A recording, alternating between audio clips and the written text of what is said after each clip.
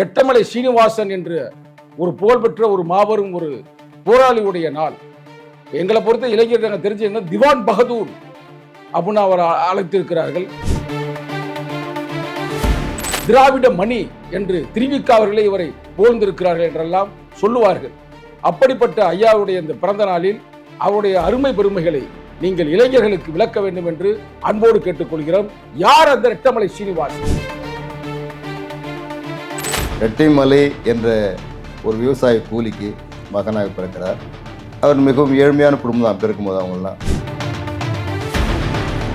அங்கே தஞ்சையிலே இருக்கும்போது பள்ளியில் படிக்கின்ற காலத்திலே மிகவும் மோசமான சாதி வரி அங்கே தாண்டவமாடி இருக்கிறது. மற்ற மாணவர்கள் இவனும் பேசுவார்கள், இன்ன சாதி என்று கேட்பார் அச்சத்திலே அவர் நடந்து கொண்டார் என்று அவருடைய சுயசரிதையில் எழுதியிருக்கிறார். பள்ளிக்கே செல்ல முடியாத சூழ்நிலை இருந்த காலத்தில், கல்வி மறுக்கப்பட்ட அந்த காலத்தில் முதலில் பட்டப்படிப்பு படித்து பட்டம் பெற்ற ஒரே ஒரு தலைவர் ரெட்டமலை சீனிவாசன் குறிப்பிடத்தக்கது. ரெட்டமலை சீனிவாசனுடைய தங்கையா அக்காவா? தங்கையை அயோத்திதாச பண்டிதர் திருமணம் செய்து கொள்கிறார். இரண்டாவது முறை. ரெண்டு பேரும் மிடுக்கா இருக்கிறாங்களே. அவர் அவங்க ட்ரெஸ் எல்லாம் அந்த காலத்துல பௌத்த சமயத்தை சேர்ந்தவர், பௌத்த முன்னோடி அயோத்திதாச பண்டிதர் பௌத்த சிந்தனையாளர், மிகச்சிறந்த தமிழ் அறிஞர், விற்பனர். அம்பேத்கரும் பிறக்கல. அம்பேத்கர் 1891 அதுக்கு முன்னாடி பறையர் மகாசன சபை என்று கூட அழைப்பார்கள். அது நம்ம திராவிடர்கள்னா பறையர்கள், பறையர்கள்னா திராவிடர்கள். திராவிடம்ன்ற பேரை பல பேர் வச்சிருக்கிறாங்களே.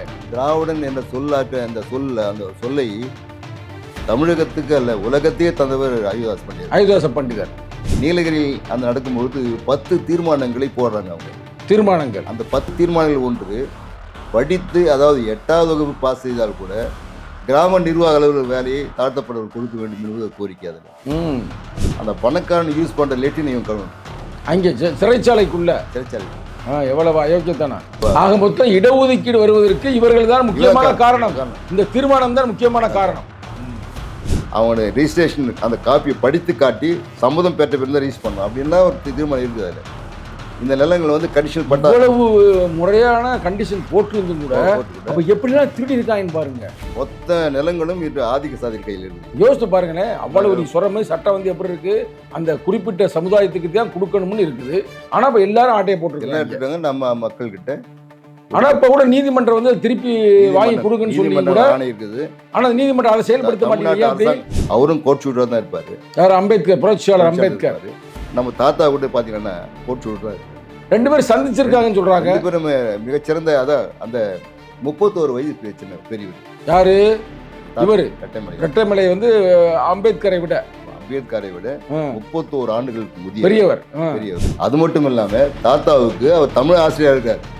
காந்திக்கு தமிழ் சொல்லி கொடுத்தவர் ரெட்டமலை சீனிவாசன் அவர்கள். அரசு அலுவலகங்களில் வந்து தாழ்த்தப்பட்டதாக இருக்கிற பறையர்கள் வந்து உள்ள என்னங்கையாவது கொடுமையா இருக்குது. அங்க போர்டு வச்சிருப்பாங்க அதுக்கு முன்னால, பறையர்களும் குஷ்டரோகிகளும் உள்ளே வரக்கூடாது. என்ன சொல்றீங்க? ரெட்டைமலை யார் என்ற அந்த வரலாறு மக்கள் மத்தியில் மறைந்து போனது. அதை மீண்டும் மக்கள் மத்தியில் கொண்டு வந்து சேர்த்த பெருமை நம்முடைய எழுச்சி தமிழர் அவர்கள் மட்டும்தான் சேரும்.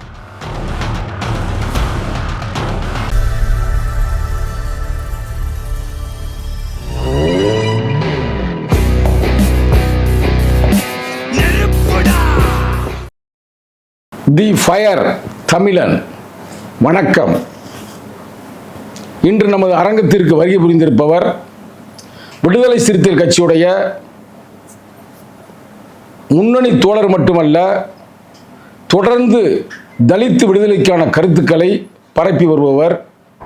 வயது முதிர்ந்தாலும் கூட செயல்பாடுகள், இளமை அந்த எண்ணத்தோடு இளைஞர்களை தட்டி எழுப்பக்கூடிய ஒரு மாபெரும் ஒரு புரட்சியாளர் என்று கூட சொல்லலாம், இளைஞருடைய வழிகாட்டி என்று கூட சொல்லலாம். அப்படிப்பட்ட பெருமைக்குரியவர், விடுதலை சிறுத்தையுடைய அரசியல் குழு தலைவர் ஐயா. எல்லாரும் அவரை அன்பாக ஐயா என்று அழைப்பார்கள். ஏனென்றால் தலைவரையோட வயது முதிர்ந்தவர் எங்கள் கட்சியில். ஐயா ஐயா என்று அன்பாக தமிழகத்தில் இருக்கின்ற அனைத்து சிறுத்தைகளும் அழைக்கக்கூடிய பெருமைக்குரிய நீலவானத்தின் நிலவன் அவர்கள் நமது அரங்கத்திற்கு வந்திருக்கிறார். அவரை வருக வருக என்று அன்போடு வரவேற்கிறோம். ஐயா, இன்னைக்கு ஒரு முக்கியமான நாள், மிக மிக முக்கியமான நாள். ரெட்டமலை சீனிவாசன் என்று ஒரு புகழ்பெற்ற ஒரு மாபெரும் ஒரு போராளியுடைய நாள். இப்போ எங்களை பொறுத்த இளைஞர் நாங்கள் தெரிஞ்சு என்ன திவான் பகதூர் அப்படின்னு அவர் அழைத்திருக்கிறார்கள். திராவிட மணி என்று திருவிக அவர்களே இவரை புகழ்ந்திருக்கிறார்கள் என்றெல்லாம் சொல்லுவார்கள். அப்படிப்பட்ட ஐயாவுடைய இந்த பிறந்த நாளில் அவருடைய அருமை பெருமைகளை நீங்கள் இளைஞர்களுக்கு விளக்க வேண்டும் என்று அன்போடு கேட்டுக்கொள்கிறோம். யார் அந்த ரெட்டமலை சீனிவாசன்? வணக்கம். வணக்கம் ஐயா. ஜெய்பீம். ஜெய்பீம். அருமை சகோதரர்களே, இந்த நிகழ்வை ஒருங்கிணைத்து நடத்தி வருகின்ற விடுதலை சிறுத்தை கட்சியினுடைய இளஞ்சிறுத்தை எழுச்சி பாசனுடைய மாநில தலைவர் செயலாளர் அருமை ஐயா சங்கத்தம்மன் அவர்களே, நிகழ்வை பார்த்து கொண்டிருக்கின்ற அருமை சகோதரர்களே, உங்கள் அத்தனை பேருக்கும் என்னுடைய வணக்கம். நம்முடைய தலைவர் அருமை ஐயா ரெட்டைமலை சீனிவாசன் அவர்கள் இன்று, அதாவது ஜூலை 7, 1845 மதுராந்தகம் வட்டம், செங்கல்பட்டு மாவட்டம் மதுராந்தகம் வட்டத்தில் இருக்கின்ற கோழியாலம் என்ற கிராமத்திலே ரெட்டைமலை என்ற ஒரு விவசாய கூலிக்கு மகனாக பிறக்கிறார். அவர் மிகவும் ஏழ்மையான குடும்பம் தான். பிறக்கும்போது அவங்களாம் அங்கே வாழ்வதற்கு வழி இல்லாத காரணத்தினாலே தஞ்சையை நோக்கி அவர்கள் பிழைப்புக்காக செல்ல வேண்டிய சூழ்நிலை ஏற்படுகின்றது. ரெட்டைமலை சீனிவாசன் என்பது ஒரு பெயர். தந்தையின் பெயரை இணைத்து அவர் ரெட்டைமலை சீனிவாசன் என்று அழைக்கப்பட்டார். அப்போ சீனிவாசன் என்பது ஐயாவுடைய பெயர். சீனிவாசன் என்பது தான் அவருடைய தாத்தாவுடைய ஐயாவுடைய பேர். அவருடைய தந்தை ரெட்டைமலை பேரையும் சேர்த்து அவர் இணைத்து ரெட்டைமலை சீனிவாசன் என்று அவர் அழைத்தார்கள். அவர் அங்கே தஞ்சையிலே இருக்கும்போது பள்ளியில் படிக்கின்ற காலத்திலே மிகவும் மோசமான சாதி வரி அங்கே தாண்டவமாடி இருக்கிறது. பள்ளிக்கு அவர் முதலாக சென்று விடுவார். வகுப்பு விடுவதற்கு முன்னாக வெளியே வந்து விடுவார். மற்ற மாணவர்கள் இவனும் பேசுவார்கள், இன்ன சாதி என்று கேட்பார் என்ற அச்சத்திலே அவர் நடந்து கொண்டார் என்று அவருடைய சுயசரிதையில் எழுதியிருக்கிறார். அவர் ஜீவிய சரித்திரம் என்ற ஒரு புத்தகத்தை எழுதியிருக்கிறார். அதில் குறிப்பிடுகின்றார். அதை போலவே அவர் அதை பள்ளி கல்வியை முடித்த பின்பு கோவையில் அவர் வந்து பட்டப்படிப்பு அங்கே போகிறார். அந்த காலத்திலே முதலில் ஆதி திராவிட சமுதாயத்தில், அதாவது பறையர்கள் சமுதாயத்தில் பள்ளிக்கே செல்ல முடியாத சூழ்நிலை இருந்த காலத்தில், கல்வி மறுக்கப்பட்ட அந்த காலத்தில் முதலில் பட்டப்படிப்பு படித்து பட்டம் பெற்ற ஒரே ஒரு தலைவர் ரெட்டமலை சீனிவாசன் என்பது குறிப்பிடத்தக்கது. அந்த கல்லூரியில் கிட்டத்தட்ட 400 பேர்கள் படிக்கின்றார்கள். அந்த 400 பேர்கள் வெறும் 10 பேர்கள் தவிர மற்ற அத்தனை பேரும் பார்ப்பனர்கள், பிராமணர்கள், மொத்தமே பிராமணர். சாதியம் ரொம்ப தலை தூக்கி இருந்த காலம். அவர் எங்கே படித்து பட்டம் பெறுகிறார். பட்டம் பெற்ற பின்பு அங்கே கோவையிலே கணக்கராக, ஆங்கில ஒரு கம்பெனியில் கணக்கராக பணி ஏற்படுகின்றது. வாய்ப்பு கிடைக்கிறது. அதில் செய்கிறாரு. அந்த நேரத்தில் என்டி ஸ்டீல் ஆல்காட் உங்களுக்கு கேள்விப்பட்டிருப்பீங்க. தியாசிபிள் சொசைட்டி ஆரம்பித்தவர் இந்தியாவில். அவர் அதன் மூலமாக பௌத்த மதத்தை பிறப்பதற்காக இந்தியாவுக்குள் வந்தவர். அது பிரம்மஞான சபை என்று தமிழில் சொல்கிறாங்க. அது அவருடைய பிளாவட்ஸ்கி அம்மையார், என்டி ஸ்டீல் ஆல்காட் மிகச்சிறந்த ஒரு பௌத்த சிந்தனையாளர்கள். அவர்கள் நட்பு கிடைத்தது. அவருக்கு ரெட்டைமலையாருக்கு அவர்கள் நட்பு கிடைத்தது. அதே நேரத்தில் கோவையில் பழங்குடி மக்களாக இருக்கிற தோடர் மக்களிடையே சமூக விழிப்புணர்வு அவர்களுக்கான வேலையை செய்து கொண்டிருக்கிறார் அயோதாச பண்டிதர் அவர்கள் அங்கே வேலை செய்து கொண்டிருக்கிறார்கள். அவர் இருவருக்கும் நட்பு ஏற்படுகின்றது. இருவருக்கும் ஸ்டீல் ஆல்காட்டோடைய உறவு ஏற்பட்டு 2 பேரும் இணைகிறார்கள் அங்கே. அப்பொழுது பண்டிதர் அவருடைய முதல் மனைவி தோடர் இனத்தை சேர்ந்த ஒரு மலைவாழ் பெண். அந்த மாதிரி உடல்நலக் குறைவால் இறந்து போன பொழுது 2வது மனைவியாக நம்ம தாத்தாவுடைய தங்கச்சி தனலட்சுமி என்ற அம்மையாரை அவர் திருமணம் செய்து கொள்கிறார். அவர் நண்பராக இருந்தவர்கள் உறவினர் ஆகிட்டாங்க. மாமன் மைத்து நண்பர். அவர் ரெட்டமலை சீனிவாசனுடைய தங்கையா அக்காவா? தங்கையை அயோதாச பண்டிதர் திருமணம் செய்து கொள்கிறார். 2வது முறை மனம் செய்து கொள்கிறார். அப்பொழுது 2 பேரும் மாமன் மச்சான் உறவு ஏற்படுகிறது. 2 பேருமே மிகப்பெரிய சமூக போராளிகள் என்பது உங்களுக்கு தெரியும். 2 பேரும் மிடுக்கா இருக்கிறாங்களே. சூப்பர். அவர் வந்து ட்ரெஸ்லாம் அந்த காலத்துல பௌத்த சமயத்தை சேர்ந்தவர். பௌத்த முன்னோடி அயோதாச பண்டிதர் பௌத்த சிந்தனையாளர், மிகச்சிறந்த தமிழ் அறிஞர், விற்பனர், மொழியியல் ஆராய்ச்சியாளர். மிகச்சிறந்த சிந்தனையாளர் அவர். ஆனால் ரெட்டைமலையார் வந்து சிவன் மதத்தை சேர்ந்தவர். சிவபக்தர். சிவபக்தர் அவர். இந்து மதத்தில் தீவிர பக்தியோடைய, அது சிவன் மதத்தில் அவர் பௌத்தத்தை சேர்ந்தவர். இருந்தாலும் கூட இவர் அதற்காக நம்ம ரெட்டைமலை எதுவும் இது அவரை குறித்து எதுவும் சேர்ந்ததுகளை இணைந்தே செயல்படுகின்றார். இப்படி அவர்கள் நட்பு தொடர்ந்த பின்பு இருவருமே இந்த மக்களுக்காக பாடுபடுகின்றார்கள். 1890 2 பேருமே சேர்ந்து, ரெட்டைமலையாரும் பண்டிதர் அவர்களும் சேர்ந்து 1890 புரட்சியாளர் பிறப்பதற்கு முன்பு, என்னங்க சொல்றீங்க, 90 நீலகிரியிலே முதலில் அம்பேத்கரும் பிறக்கல. அம்பேத்கர் 1891 பிறகு அதுக்கு முன்னாடி 90 வந்து திராவிட மகாஜன சபை என்ற அமைப்பை உருவாக்குறாங்க. திராவிட மகாசபை அவர் உருவார்கள். அது பறையர் மகாசன சபை என்று கூட அழைப்பார்கள். அது நம்ம திராவிடர்கள்னா பறையர்கள், பறையர்கள்னா திராவிடர்கள். திராவிடம்ன்ற பேரை பல பேர் வச்சிருக்கிறாங்களே. திராவிடன் என்ற சொல்லாக்க அந்த சொல்லை தமிழகத்துக்கு அல்ல உலகத்தையே தந்தவர் அயோத்திதாச பண்டிதர் நம்ம ஐயா. அவர் தான் வந்து திராவிடம் என்ற வார்த்தையை சொல்றாரு. திராவிட மகாஜன சபையை துவக்கியவர்கள் அவங்க தான். 1890 துவக்கப்பட்ட அந்த அமைப்பில் 1891 முதல் மாநாடு வந்து நீலகிரியில் நடக்குது. நீலகிரியில் அந்த நடக்கும்பொழுது 10 தீர்மானங்களை போடுறாங்க அவங்க.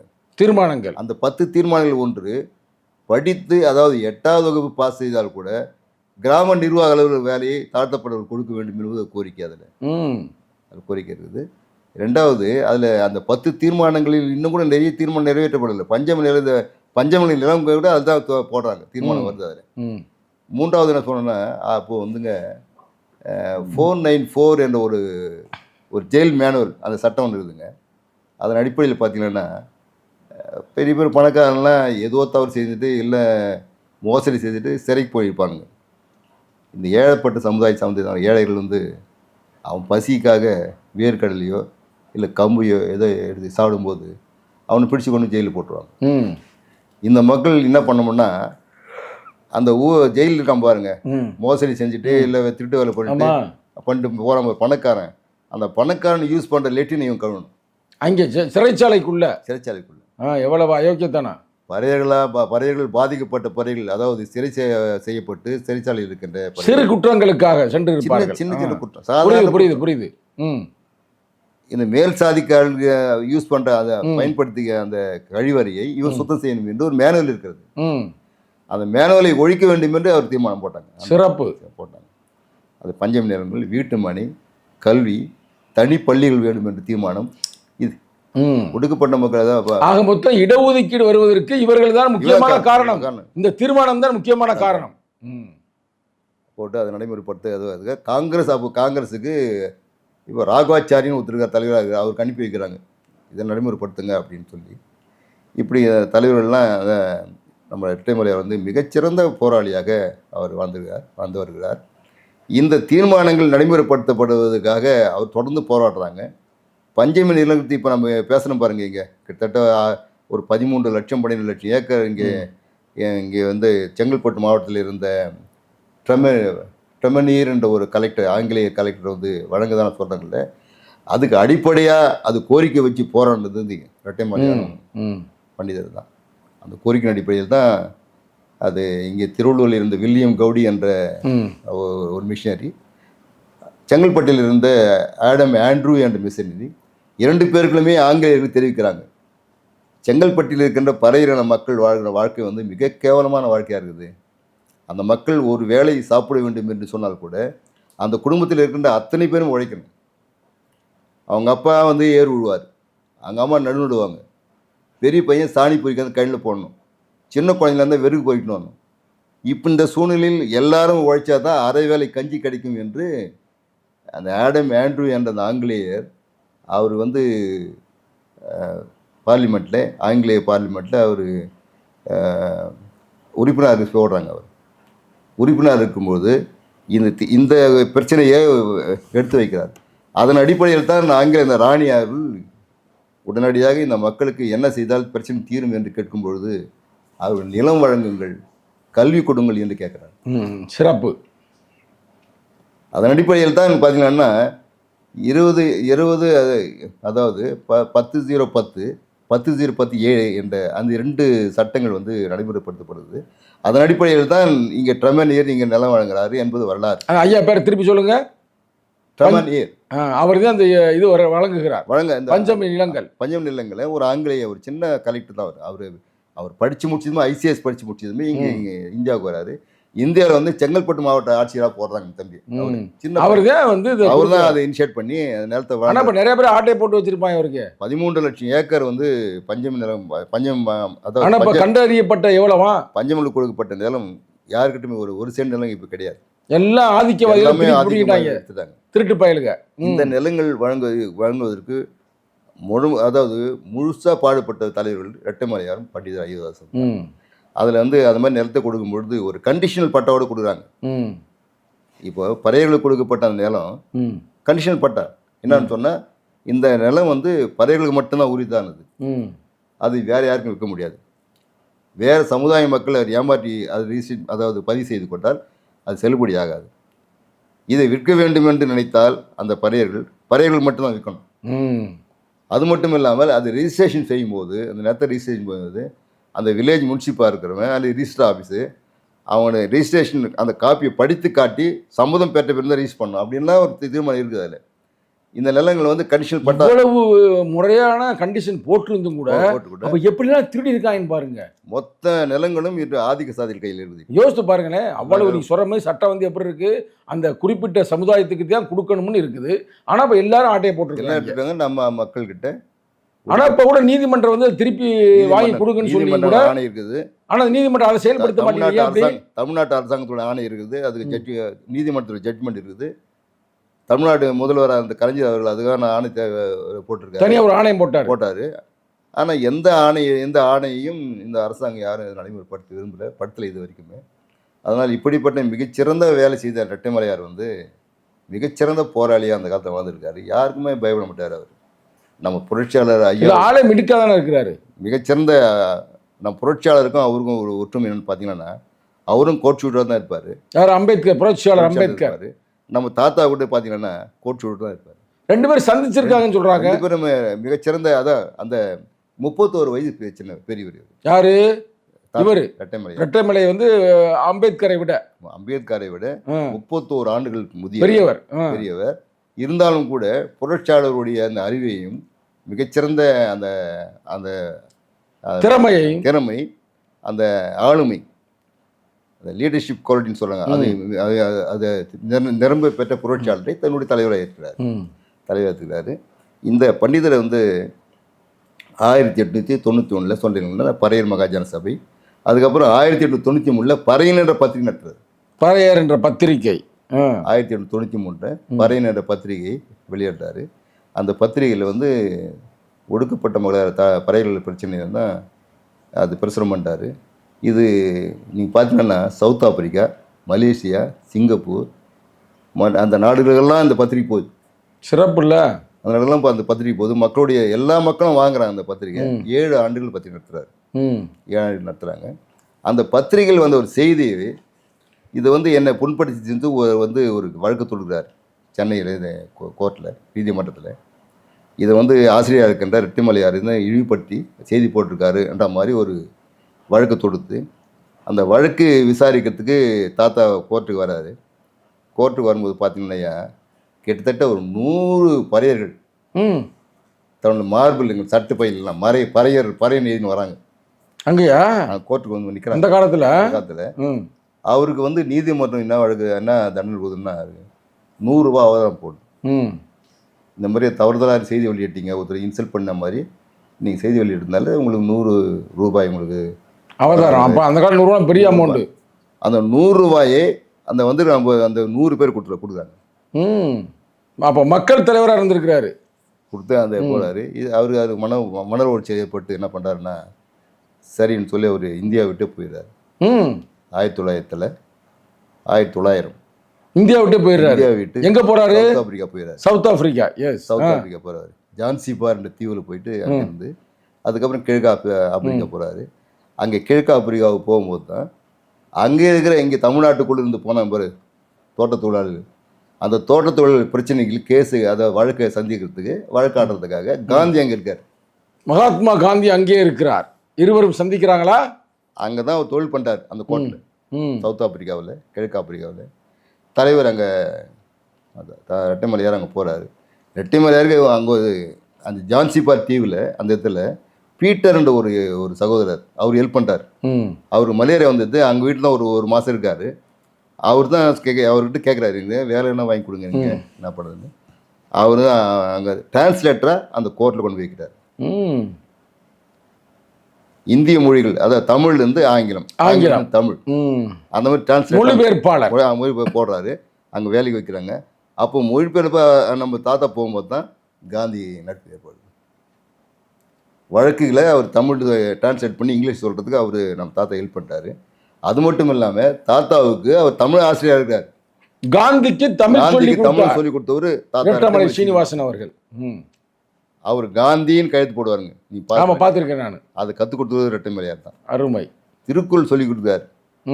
காந்தி ஒரு ஸ்டேட்மெண்ட் சொல்லியிருப்பார், நீங்கள் உங்களுக்கு நினைவு இருக்குன்னு நினைக்கிறேன். நான் மீண்டும் பிறப்பா இருந்தால் தமிழனாக பிறக்க. ஆமாம், நான் பார்த்துருக்கிறேன். அவர் சத்திய சோதனை புத்தகத்தில் எழுதியிருக்கு. அது சொல்றது காரணம் சொன்னால் நம்ம தாத்தா தான். தாத்தாங்க நமது கலாச்சாரம் மீது ஆர்வத்தையும் தமிழ் மொழி மீது பற்றி ஏற்படுத்தி சொல்லியிருக்கிறார் இவர் ஏற்படுது. அதனால் அது அங்கே இருந்துட்டு அங்கே கிட்டத்தட்ட 20 வருஷம் இருக்காரு. 20 ஆண்டுகள் இருக்காரு. மீண்டும் இந்தியாவுக்கு வராரு 1920 முடிஞ்சு வராரு. புரட்சியாளர் அம்பேத்கர் தன்னுடைய மேல் படிப்படுத்தி இந்தியாவுக்கு வராரு. பொது வாழ்க்கையில் அவர் அப்போ தான் ஈடுபட்டார் நம்ம தலைவர் புரட்சியாளர். இவர் சவுத் ஆப்பிரிக்காவில் இந்தியாவுக்கு வரார். இந்தியாவுக்கு வந்த பின்பு 1923 மேல் சபை உறுப்பினராக நம்ம தாத்தா நியமிக்கப்படுகிறாங்க. சென்னை மேல் சபையில் பூந்தமல்லி பகுதியிலிருந்து தேர்ந்தெடுக்க அவர் அனுப்பி வைக்கிறாங்க. அங்கே வந்த பிறகு நம்ம அம்மா ரங்கநாயகி அம்மா, நம்ம பாட்டி, அவங்க ஒரு கோரிக்கை வைக்கிறாங்க அவர்கிட்ட. நம்ம மக்கள் தெருக்குள்ளே போக முடியல, பொதுக்குள்ளே தண்ணி கொடுக்க முடியல, பொது அலுவலகங்கள் போக முடியல, இதுக்கெல்லாம் ஒரு சட்டத்தை கொண்டு வாங்க. எல்லா இடத்துலையும் இவங்க போகணும், மற்ற சமுதாயத்தை போல் இவங்களும் போகணுன்றது ஒரு தீர்மானம், ஒரு சட்டத்தை ஏன் நீங்கள் கொண்டு வரக்கூடாதுன்னு கேட்கும்போது நம்ம ஐயாவை போய் 1925 இந்தியா தான் அது அந்த கோரிக்கை வைக்கிறார். அப்போ நீதி கட்சிங்க ஆட்சி கோரிக்கை வைக்கிறாரு. அந்த கோரிக்கை ஏற்றுக்கிட்டு ஒரு சட்டத்தை 1925 ஒரு கெசட், ஒரு ஏதாவது saint George fort gazette notification வருது. அதன் அடிப்படையில் தாழ்த்தப்பட்ட மக்கள் தெருவில் நடக்கலாம், பொதுக்குளத்தில் தண்ணி எடுக்கலாம், அரசாங்க அலுவலகங்களில் பொது இடங்களில் நுழையலாம். உங்களுக்கு ஆச்சரியமா இருக்கு. ஏன்னா இது இப்படி தான் இப்போ தான் நடக்கிறாங்களான்னு கேட்கலாம். நடக்கவே முடியாது. அந்த காலகட்டத்தில் தெருக்குள்ளே போக முடியாது. நீங்கள் பொதுச்சாலையில் நடக்கவே முடியாது. நாயை விட பண்ணியை விட கேவலமாக இந்த நாடு நடக்கும். பொது நீர்நிலைகளில் தண்ணியை நீங்கள் செத்துக்கூட போயிடலாம். நீங்கள் புரட்சியாளருக்கு அந்த கதியாக இருக்கும். ஆமாம்மா, எழுதியிருக்காருல, அவருடைய தொகுப்பில் தான் இருக்கு. ஆமாம், அவர் தண்ணி குடிக்க முடியாது, கஷ்டப்பட்டார். ஒரு நாள் ஃபுல்லாக தண்ணி குடிக்க முடியாது. அவரை படித்த அறிஞர். அவர் படிக்கும்பொழுது அந்த படி நேராக போய் ஒரு அந்த பானையில் தண்ணி எடுக்க முடியாது. இவர் தண்ணிதாகன்னு சொன்னால் அந்த பியூன் கூப்பிடணும். அவனை பியூனை கூப்பிட்டா அவன் தண்ணி எடுத்து ஊற்றுவான், கையில் ஊற்றுவான். அந்த பியூன் லீவ் போட்டால் அவர் தண்ணி கிடையாது. அதை அனுபவிச்சிருக்காரு அவர் புரட்சியாளர். அப்போ இதெல்லாம் ஐயா முன்னுணர்ந்து தடுப்பதற்கான வேலைகளை தமிழ்நாட்டில் செய்திருக்கிறார். தமிழ்நாட்டில் செஞ்சார் இவர் ஃபஸ்ட்டு. ஆனால் தமிழ்நாட்டுக்கு முன்னாலே யார் செஞ்சான்னு தெரியல. ஆனால் தமிழ்நாட்டில் ஃபஸ்ட்டு இது ஐயா தான் செய்திருக்காரு. தான் பண்ணார். இந்தியாவில் வேற எங்கேயும் பண்ணல. ஆமாம், நீ சொல்ற 1920 சொல்றீங்களே. ஆமாம், 25 சட்டம் இந்தியாவில் இங்கே தமிழ்நாட்டுக்குள்ளே போடுறாங்க. அது நீதி கட்சி இங்கே ஆட்சி பண்ணுது. அது புரட்சியாக நம்முடைய தாத்தாவுடைய கோரிக்கை ஏற்று அதை சட்டமாக்குறாங்க. உங்களுக்கு ஒரு விஷயம் சொல்கிறேங்க. நான் அரசு அலுவலகங்கள் போகக்கூடாதுங்க. அரசு அலுவலகங்களில் தாழ்த்தப்பட்டவராக இருக்கிற பறையர்கள் உள்ள நுழைய முடியாது. என்னங்க அது கொடுமையாக இருக்குது. அங்கே போர்டு வச்சுருப்பாங்க ஆஃபீஸ் முன்னால், பறையர்களும் குஷ்டரோகிகளும் உள்ளே வரக்கூடாது. என்ன சொல்கிறீங்க? ஹோட்டலில் தான் வைப்பாங்க கேள்விப்பட்டேன். ஹோட்டல் வச்சானுங்க, அது வேறு. அலுவலகம் அது பிரைவேட். அலுவலகத்தில் வச்சிருக்காங்க. ஹோட்டல் ஒரு தனியாக, இது கவர்மெண்ட்ல வச்சிருக்காங்க. அரசாங்க கட்டடத்துக்குள்ளே இவன் நுழைய முடியாது. கொடுமையாக இருக்குது கேட்கும். அரசாங்க கட்டடத்துக்குள்ள நுழையினா இவன் கோரிக்கை எங்கே சொல்லுவான்? இப்போ அதிகாரிகளை பார்த்து இவன் சொல்லணும்னா அரசாங்க கட்டடத்துக்குள்ள நுழையினா இல்லை, இவன் ஒரு தாசாரை பார்க்கணும், இல்லை அட்லீஸ்ட் விஓவை பார்க்கணும், இல்லை கலெக்டரை பார்க்கணும், யாரை பார்க்கணும் கூட அதிகாரி பார்க்கறது அரசாங்க கட்டடத்துக்குள்ள நுழையினா இல்லை. அதை எதிர்த்து போராடி இருக்கிறார் ஐயா அவர். அரசாங்க கட்டடத்துக்குள்ள நுழையக்கூடாதுன்றது தான் சட்டமே. இல்லை, அதை எதிர்த்து போராடினார்ல. அதை எதிர்த்து தான் அவர் போராடுறாரு. அதுக்கான சட்டத்தை கொண்டு வராரு. அப்புறம் வட்டமேசை மாநாடு எப்போ போனார்? இது சொல்கிறேங்க. இது வந்து இந்த சட்டம் போடுறாங்க இல்லையா, அதுக்கப்புறம் பார்த்தீங்கன்னா 1898 மிகச்சிறந்த ஒரு சட்டத்தை அவர் கொண்டாடுறாருங்க. அதாவதுங்க இந்தியாவிலே முதன்முறையாக ஒரு கல்வி சட்டத்தை கொண்டாடுறாரு. முறை தான் கொண்டாடுறாரு பிரிட்டிஷ் பீரியட். அது வங்காளத்தில் அது என்னன்னு சொன்னால், அந்த கல்வி சட்டத்தின் அடிப்படையில் 7 பிள்ளைங்க, ஆதிதிராவிட பிள்ளைங்க 7 குழந்தைங்க ஒரு ஸ்கூலில் சேர்ந்தால் அது ஸ்கூலாக நீங்கள் எடுத்துக்கணும், கணக்கு வைக்கணும். 7 பசங்களை நீங்கள் கொடுக்காதீங்க, அது ஒரு ஸ்கூலாக ட்ரீட் பண்ணி அது ஒரு ஆசிரியர் போடணும். ரெண்டாவது படிக்க நம்பர் அந்த குழந்தைங்க அவனுக்கு மிட் டே மீல்ஸ் போடணும், மதிய உணவு போடணும். அவனுக்கு மட்டும் போட்டால் போடாதுங்க, அவங்க அப்பா அம்மாவுக்கும் போடணும். என்னங்க சொல்கிறீங்க? அவங்க அப்பா அம்மாவுக்கு சோறு போடலன்னா திருப்பி பழையபடி ஊருக்குள்ள வேலைக்கு வச்சு மாடு மேய்க்க வச்சுருவான். அவன் சோத்துக்காக தான் பிள்ளைங்க மாடு மேய்க்க வைக்கிறான். அவன் அவங்க அப்பா அம்மாவுக்கு சோறு போட்டீங்கன்னா அவன் படிக்கத்தை விடுவான். பிள்ளைங்க மட்டும் சோறு போட்டு அப்பா அம்மா விட்டீங்கன்னு சொன்னால் திரும்பவும் அந்த பையனை கூட்டி போய் மாடு மேய்க்க விட்டுவானுங்க. அதனால் ரெட்டைமலையார் கரெக்டாக சொல்கிறாருங்க, மாணவர்களுக்கும் சோறு போடணும், அப்பா அம்மாவுக்கும் சோறு போடணும். இது அரசாங்கம் ஏற்றுக்கொண்டது. முதல்ல 1898 அந்த சட்டங்க. அது மிகச்சிறந்த சட்டத்தின் மூலமாக அந்த 7 பேரை இந்த படிக்கிற பிள்ளையாக இருந்தால் கூட அது ஒரு ஸ்கூலாக ட்ரீட் பண்ணி அது ஆசிரியர் போட்டு அது மதிய உணவு போட்டு கல்வியை துவக்கினாங்க. அந்த கல்வி நிலையங்கள் தான் இன்றைக்கு சென்னையில் கார்பரேஷன் ஸ்கூலு. சென்னை மாநகரத்தில் இருக்கின்ற கார்பரேஷன் ஸ்கூலு அதுதான். அது பேசிக்காக அந்த அது மட்டும் இல்லை, நீங்கள் கேட்ட மாதிரிங்க 1930, 31 வரையில் வட்டமேஜை மாநாடு சென்னை லண்டனில் நடக்குதுங்க. ஏன் நடக்குதுன்னு அந்த அரசியல் சட்டம், அதாவது மக்களுக்கு அந்த அரசியல் படுத்துன்ற விஷயத்தில் வந்து இந்தியாவின் மக்கள்கிட்ட அதிகாரத்தை கொடுத்தா அவன் எப்படி செயல்படுவான் அப்படின்னு பார்க்கறதுக்காக லண்டனில் வைக்கிற மாநாட்டில் அப்போது வந்து 5ஆம் ஜார்ஜ் மன்னர் இருக்கார். அந்த 5ஆம் ஜார்ஜ் மன்னர் தலைமையில் நடக்கிற அந்த மாநாட்டில் இந்தியாவிலேருந்து கிட்டத்தட்ட 89 பேர் போகிறாங்க. எல்லாரும் மகாராஜாக்கள் சைடில், மகாராஜாக்கள் சைடில், ஜமீன்தார் சைடில், அப்படியெல்லாம் பிரிட்டிஷ் இந்தியா சைடில் அப்படிலாம் போகும்போது நம்ம சைடில் 2 பேர் போகிறாங்க. புரட்சியாளர் அம்பேத்கரும் தாத்தா ரெட்டமலை சீனிவாசனும் போகிறாங்க இந்த மாநாட்டில் கலந்துக்கிறதுக்கு. அப்போது வந்து முதல் மாநாட்டில் காந்தி கலந்துக்கலை, 2வது மாநாட்டில் காந்தி கலந்துக்கிறார். ஏன்னா இவங்க 2 பேரும் அந்த மாநாட்டில் கலந்துக்கிறதுனால அந்த காங்கிரஸ்காரெல்லாம் திருப்பி அவர் காந்தி கிட்ட சொல்லி நீங்கள் இப்போ கலந்துங்க, பேசுங்க, போங்க மாநாட்டுக்கு போங்க, நீங்கள் காந்தியும் அதாவது அம்பேத்கரும் ரெட்டைமலையும் போயிருக்காங்க, நீங்கள் போய் கலந்துங்க அப்படின்னு சொல்லி.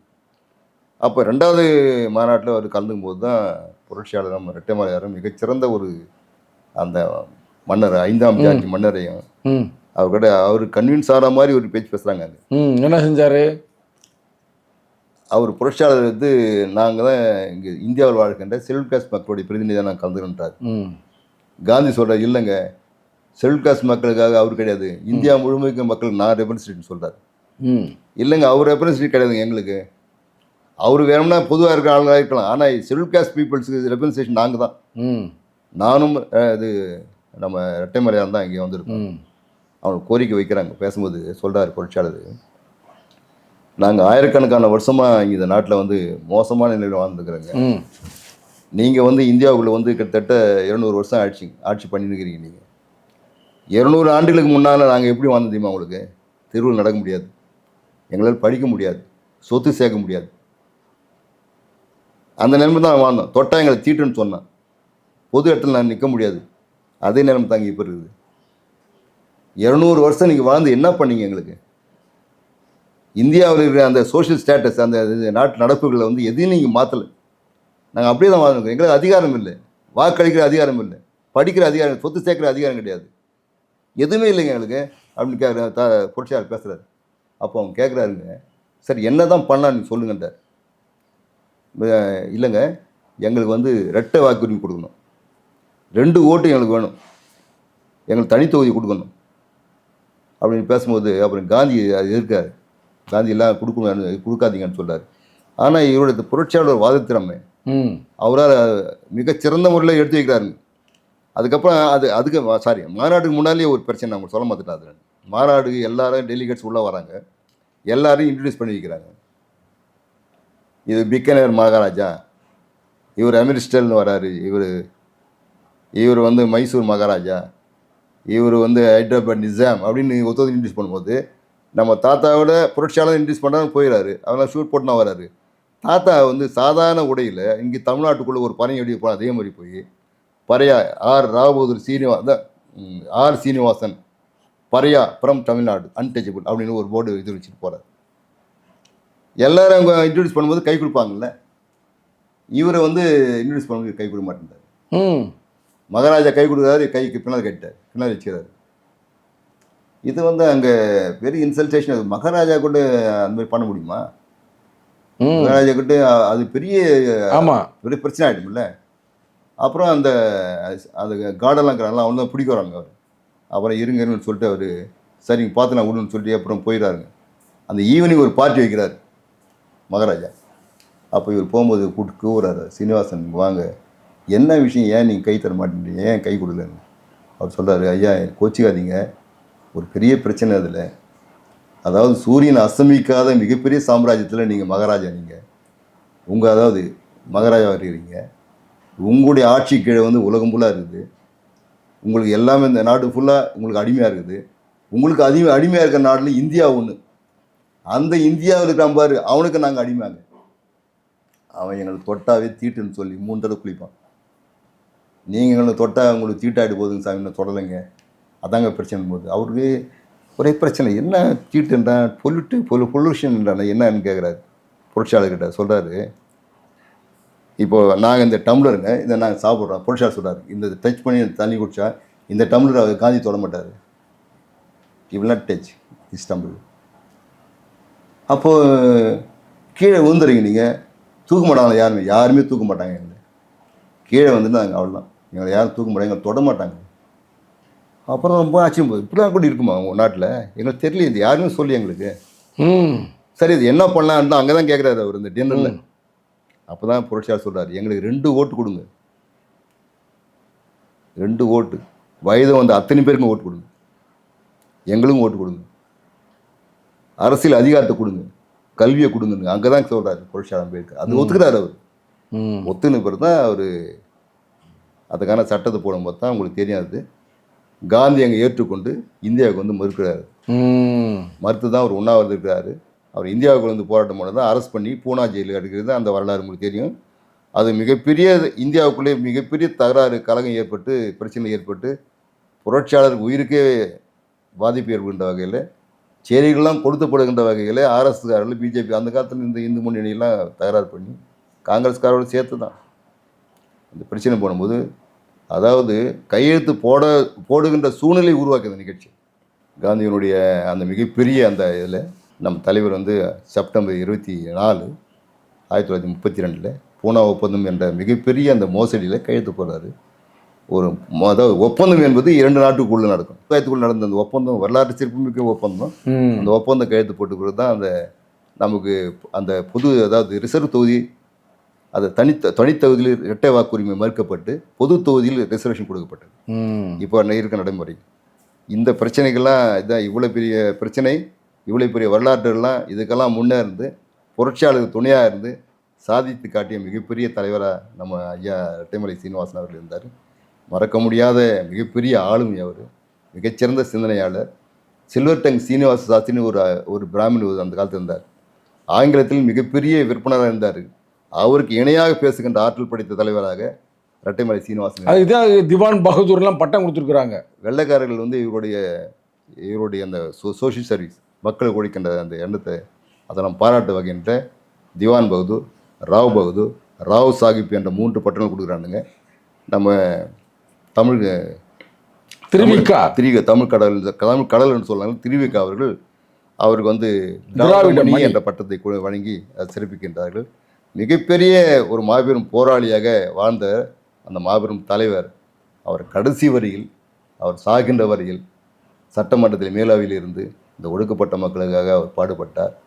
கடைசி வரையுமே அந்த உழைத்த உழைப்பு, இந்த மக்கள்லாம் இன்றைக்கு அது மறந்து போனார்கள். ரெட்டைமலை யார் என்ற அந்த வரலாறு மக்கள் மத்தியில் மறைந்து போனது.